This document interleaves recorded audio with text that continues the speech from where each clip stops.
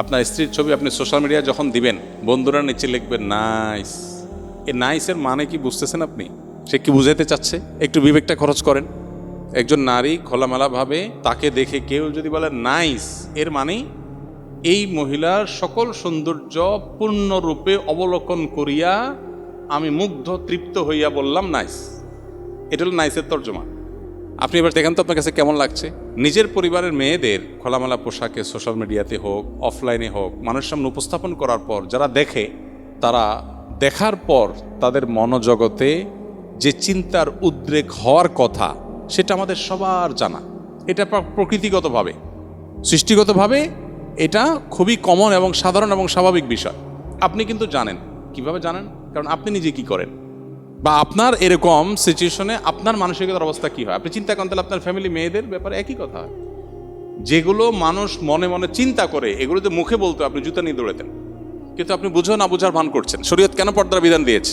আপনি নিজেকে খুব উদার, খুব ব্রড, খুব আপনি একেবারে অনেক স্মার্ট, আধুনিক বানাচ্ছেন। আপনি তো আসলে সেকেলে। আপনার পরিবারের মেয়েদের মানুষের সামনে তাদের সৌন্দর্য উপস্থাপন করার মধ্য দিয়ে মানুষের কাছে যে বাজেভাবে তাদের উপস্থাপন করছেন, তাদের যে অপমান করছেন, এটা আপনি বোঝারও চেষ্টা করছেন। শত শত পুরুষ দেখছে, মানলাম কেউ হয়তো অন্ধ, চোখের জ্যোতি কম, দেখেই নেবে ছাড়া। হতে পারে কিছু মানুষ ফিজিক্যালি অসুস্থ, তার মনে বাজে চিন্তা আসার সুযোগই নেই, অসুস্থ হতে পারে, এরকম আরো কিছু। কিন্তু শত শত হাজার হাজার মানুষ যখন দেখে, আপনি তো হলফ করে বলতে পারেন, নিশ্চিত বলতে পারেন যে কিছু মানুষ এখানে অবশ্যই মনে মনে তাকে নিয়ে জেনা করছে। সন্দেহ আছে কোনো? এইটুকু বোঝার জন্য তো পণ্ডিত হওয়ার দরকার নেই। তো আমার ফ্যামিলির একজন মেয়ে, আমার স্ত্রী, আমার বোন, আমার মা, আমার ফ্যামিলির কেউ, তাকে আমি মানুষের সামনে উপস্থাপন করে মানুষের কাছে এরকম নোংরা চিন্তা করার সুযোগ করে দিব, এটা কোনো রুচিশীল পুরুষ করতে পারে না। এখানে শুধুমাত্র শরীয়ী বিধানের ব্যাপার না, এটা রুচির প্রশ্ন। তো এই জিনিসটা আমরা অনেকে বোঝার চেষ্টা করি না। তো সোশ্যাল মিডিয়াতে আপনি যদি ছবি দেন ঈদকে কেন্দ্র করে, তাহলে সেক্ষেত্রে এই বিষয়গুলো মাথায় রাখা, যে হালাল হারাম, পর্দার বিধিবিধানগুলো আমি কি করছি কিনা, সব কিছু প্রকাশ করার জিনিস না। যখনই রেস্ট্রিকশনের কথা আসে, শরীয়তের বিধিনিষেধের কথা আসে, আমরা মনে করি যে হুজুররা অনেক টাইট। আপনি অনেক কিছুর ছবি প্রকাশ করেন না, লুকান, সব কিছু আপনি দেখেন না।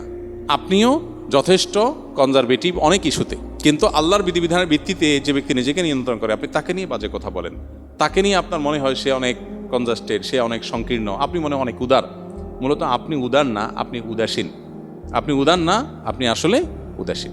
এই জন্য এই বিষয়গুলো খেয়াল রাখতে হবে। এমনিতে বাচ্চারা, ছেলেরা ঈদের আনন্দের প্রকাশ হিসাবে যদি ফটোগ্রাফিক ছবি তুলে সোশ্যাল মিডিয়াতে যায়, সেখানে হারাম কিছু না থাকে, প্রিন্টেড যেহেতু না, তো এটা নাজায়েজ না। অনেক ওলামা একরাম ফটোগ্রাফিক ছবি যেগুলো মোবাইলে বা আপনার ক্যামেরা ধারণ করা হয়, সেগুলোকেও নাজায়েজ বলেন। তবে অনেক ওলামা একরাম জায়েজ বলেন, এবং জায়েজ বলেন যারা, তাদের মতটা আমাদের কাছে শক্তিশালী মনে হয়। সেজন্য আমরা মনে করি যে এরকম ছবি সোশ্যাল মিডিয়াতে দিলে বা অন্য কোথাও দিলে ঈদের আনন্দের প্রকাশ হিসাবে, ঈদের কালচারাল একটা ইস্যু হিসাবে এটা জায়েজ।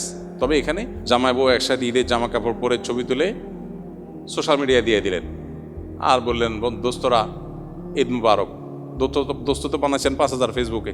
এখন এই যে ছবি দিলেন, এটাতে রমজান জুড়ে যে আমল টামল করলেন, এগুলো সব বরবাদ করার জন্য যথেষ্ট হয়ে যেতে পারে। সেরকম একটা কাজ করলেন, তো এটা তো নাজায়েজ কাজ।